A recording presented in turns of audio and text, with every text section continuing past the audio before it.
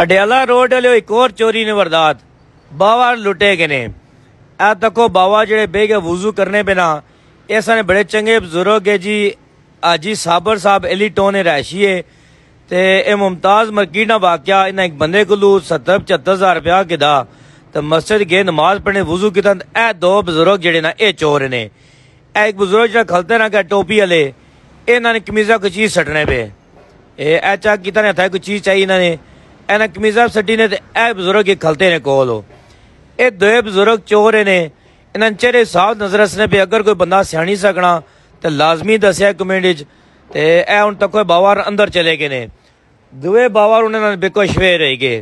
Check करने पे नजर पई ने हुण बावर खलते कि बावर उठण जरा एक बारी ए उठे ने। हुण इन्हें के दसन तुसानी कमीजा कोई चीज लगी कैसी गंदगी लगी नमाज नहीं होनी इसकी तो वो हुण बुजुर्गों की मशा दसन कि इसकी तो वो हुण चेक करो। दुए बावर अंदरू आए ने ए बाबा फिर की फिरना पिया तो केड़ा वेला वगैरह कम बई है ए ना न्याणे पे तुसा कमीज लाओ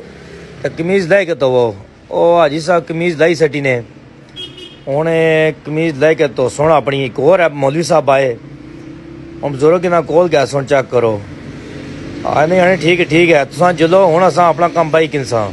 ये चले गए बाबा फिर शवेर हो गए ने। ओ दुए बावर तक ओ सटी ने कोई चीज तक क्या ने उन्हें शलवार कोई चीज सटी ने